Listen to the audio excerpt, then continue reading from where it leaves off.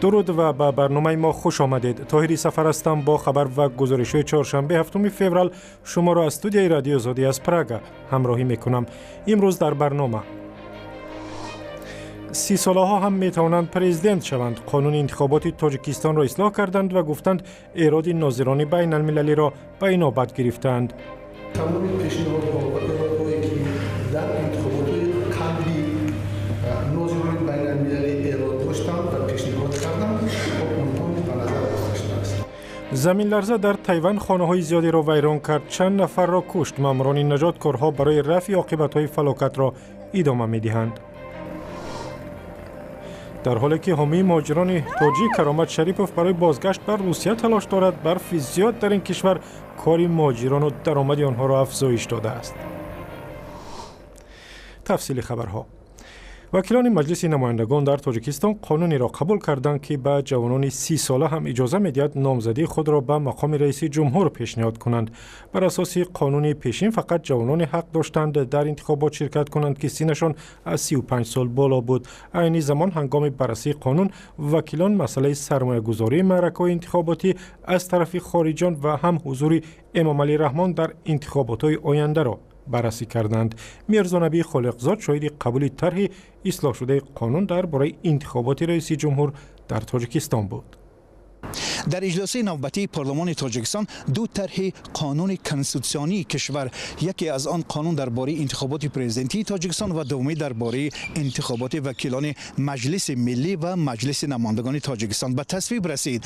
ضمن بررسی این طرح‌های این قانون، خصوصا درباره قانون درباره انتخابات پرزیدنتی تاجیکستان، ذکر کرده شد که طی چند ماه آخر با تأسیس گروه‌های کاری از حساب احزاب سیاسی وکیلان پارلمان این طرح مورد بررسی قرار داده شد و چند ماده آن علاوه کرده شد. از جمله طبق یکی از ماده های این طرح قانون کنستیتوسیونی انتخابات پرزیدنتی تاجیکستان، من بعد دیگر مبلغ گذاری کشورهای خارجی و اشخاص علاهیده از خارج تاجیکستان به نامزدهایی که به نامزدی پرزیدنتی تاجیکستان پیشنهاد شدند منع کرده می شود.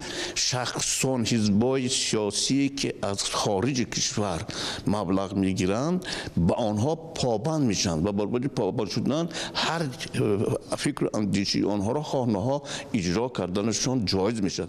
در رایپرسی ماه می سال 2016 تغییرات مربوط به سن نامزد پرزیدنتی در طرح اصلاح قانون اساسی وارد شد و همکنون این تغییرات در قانون انتخاباتی پرزیدنتی هم درج شد. بر اساس قانون اساسی که حالا مورد عمل قرار دارد، یک شخص به وظیفه پرزیدنت بیشتر از 2 مهلت پی در پی انتخاب شده نمیتواند، اما بعد اصلاحات به قانون اساسی این محدودیت به اساسگذار صلح و وحدت ملی پیشوای ملت تطبیق نمیگردد. وضع حقوقی و وکالت‌های اساسگذار صلح و وحدت ملی پیشوای ملت را قانون کنستیتوسیونی معین می‌کند. اما برخی حقوق‌شناسان میگویند وارد شدن تغییرات در قانون انتخابات پرزیدنتی از سوی شاید توجه جوانان را به کارزار سیاسی فعال می‌کند، ولی پیامدهای دیگر هم به بار می‌آورد. از سوی دیگر به گفته کارشناسان در تاجیکستان در شرایط فعلی روی صحنه آمدن سیاستمداران جوان و با استعداد مشکل است. در تایوان رفع عاقبت‌های زمین لرزه ادامه دارد که چند نفر را کشت و ده‌ها تن دیگر را زخمی کرد. زمین لرزه قوی در روز 6 فوریه ده‌ها بنا را در تایوان نیمه ویران کرده است، هرچند تعداد قربانیان زیاد نیست. جزئیات بیشتر در گزارش همکارم کیو مرسیتا. شام سه‌شنبه زمین لرزه نیرومندی برابر با 6.4 درجه تایوان را تکان داد. در این حادثه کمش 2 نفر کشته شد و 200 کسی دیگر جراحت برداشت. تکان‌های اولین زمین نیمه شب به وقوع پیوستند. بر پایه اطلاع خدمات گیولوژی امریکا، مرکز زمین لرزه در نزدیکی‌های شهر هوالیان واقع در 150 کیلومتری پایتخت تایوان شهر تایبی بوده است. طبقه‌های پایانی یک چند مهمانسرا فرو ریختند، ولی بناها پورا تخریب نشدند. هنوز هم مردم در داخل بناها می باشند. پرزیدنت تایوان از جای حادثه زیارت کرد. می‌بینید که نظامیان برای حمایت از فروریزی کامل بناها چارچوب پولادی نصب می‌کنند تا وقتی گروه نجات به بنا داخل شد امنیت آنها تامین باشد. وقت ضد ما کار می‌کند. باید مردم را زودتر از بناها به بیرون براریم. چندین منزل زیست، رستوران و شفاخانه نظامی فرو ریختند. چند راه ماشینگرد و 2 پل نیز ویران شدند. حالا حرکت در آن سمت منع شده است. فعلا 1300 سرباز و افسر در عملیات نجات اشتراک داشته به کمیش 220 نفر را از زیر آوار بیرون آوردند.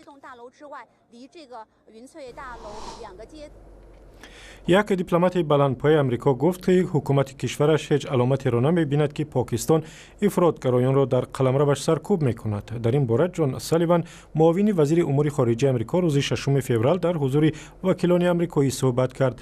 اول ماه گذشته حکومت امریکا گفت با سبب پناهگاه دادن به تروریستان و افراطگرایان امریکا کمک‌های مالی به پاکستان را باز می‌دارد. بعد این تنش‌ها بین امریکا و پاکستان که از شریکان نزدیک در جنگ به ضد تروریسم بودند بد شد. قبل از آغاز برنامه در این باره صحبتی داشتم با محمد امین مدقق رئیس رادیو مشعل که برای پاکستان برنامه نشر میکند و نخست از او پرسیدم سرچشمه تنش‌ها بین امریکا و پاکستان از کجاست. پاکستانی‌ها می‌خواهند از مخالفین مسلح دولت افغانستان به صفت یک وسیله استراتژیک در مقابل هند استفاده کنند، در حالی که امریکا تعهد دارد تا این عناصر را گم بکنه و اونا را شکست بده تا در افغانستان امنیت بیاید. بنابراین پاکستان به نحو در مقابل اهداف امریکا قرار میگیره و این که تا حال چرا این روابط خیلی پرتشنج نبود و حال شده به نظر ما در سالهای گذشته چون امریکا نیروی زیاد داشت در افغانستان بنابراین اتکای لوجستیکیش به پاکستان خیلی بیشتر بود. اما بعد از اینکه امریکایی از افغانستان خارج شد از یک طرف اتکای لوجستیکی امریکا با پاکستان کم شد و از طرف دیگه جنگ ها زیاد شد. در جنگ ها شدت آمد چون طالبا که مسلما از پاکستان حمایت میشه در اونجا پایگاه ها داره فکر کردن که در عدم حضور امریکا یا در بودن کم اساکیر امریکا در افغانستان میتونه دولت افغانستان شکست بده و دوباره روی قدرت بیاد. بنابراین یک تقابل منافع است که تشنج باعث میشه. دفتر شما در پاکستان در اسلام آباد نیز عاقبت‌های این تنش بین امریکا و پاکستان را شاهد شد و دفتر شما را اونجا بستند. حالا وضع چگونه است؟ بسته شدن دفتر ما یکی از اثرات همی تنش بین امریکا و پاکستان بود. با مجردی که کمک‌های نظامی تقریبا 2 میلیارد دلاری را امریکا بر پاکستان قطع کرد، فشارهای آیسای و استخبارات پاکستان بر علیه دفتر ما زیاد شد. همه روزه می آمدن دفتر ما را تفتیش میکردن و پرسان میکردن که امریکا کجاست و بالاخره به تاریخ 19 جنوری بدون اینکه کدام سند ارائه کرده باشه که کدام پروگرام ما خراب است یک مکتوبی را نوشتن و او مکتوب هم به ما ندادن. او الزامات دفتر ما را بسته کرد و حالی هم فکر میکنم که تا زمانی که این روابط بین دو مملکت خوب نشوه بسیار مشکل است که یا دفتر ما باز شوه یا حداقل همکارای ما بتونه اوجا در فضای آرام و محفوظ کار کنه. گفتگوی مفصل با محمد امین مدقق به زودی در وبسایت azadi.org و هم کانال آزادی ویدیو در یوتیوب نشر می شود. برفی زیاد در روسیه کاری هزاران مهاجر تاجیک را که به پاککاری خیابان و خانه ها مشغولند زیاد کرده. از جمله کاری قدرت الله شادیف را که در ولایت مسکو کار میکند و شما او را میبینید. عین زمان بعضی از مهاجران خرسندند که در این روزها پول بیشتر کار میکنند چون مردم زیادی به سراغشان میآیند و با پیشنهاد پول از آنها کمک میخواهند. روز 4 فوریه فقط در شهر مسکو بیشتر از نیم متر برف بارید. اما کاری زیاد تعدادی از مهاجران را در روسیه بیمار میکند و آنها برای معالجه البته به تاجیکستان برمیگردند با بیماری های کمر، دست و پای و دیگر اعضای حرکت. اما شرایط معالجه نه همیشه مهیا است. مثلا در ناحیه شهریتوس یگانه دستگاه عظیم تشخیص کامپیوتری از کار مانده است و ساکنان این ناحیه مجبورند راه دراز را طی کنند و به مرکز ختلان و بعد دوشنبه بیایند. امردین عالم در این باره گزارش می‌دهد. امردین اودینایوف ساکن 22 ساله ناحیه شهری توز 2 سال اخیر از سوزش پایها و میانش رنج میکشد. او میگوید در روسیه به این بیماری گرفتار شد ولی آنجا طبابت برایش گران بود و به تاجیکستان برگشت. بار چهارم است که برای تشخیص توموگرافیایی به بیمارخانه مرکزی شهر قرغان تپه می آید. این بار هم کارش برار نگرفت. به خاطر ویران بودن دستگاه باید 100 کیلومتر راه را طی کرده به دوشنبه برود.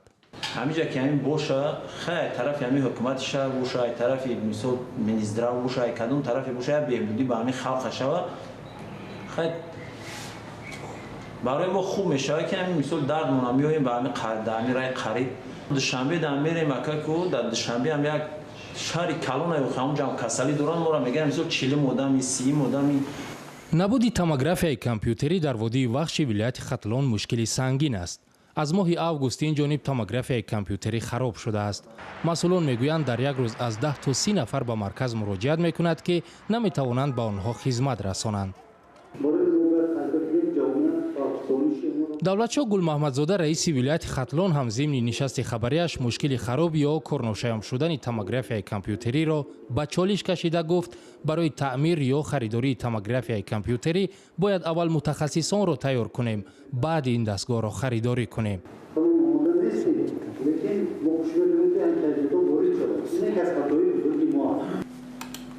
بابا مراد خدایارف از متخصصان توموگرافیای کامپیوتری است. کار با این دستگاه را در روسیه آموخته است.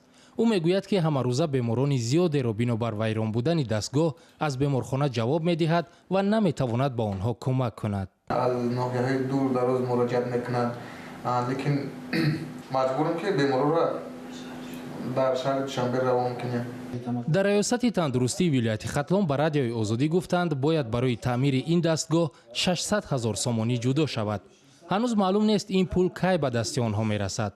تا رسیدن آن دهها بیمار در این بیمارستان تشخیص نمیگیرند و مجبورند به دوشنبه بروند.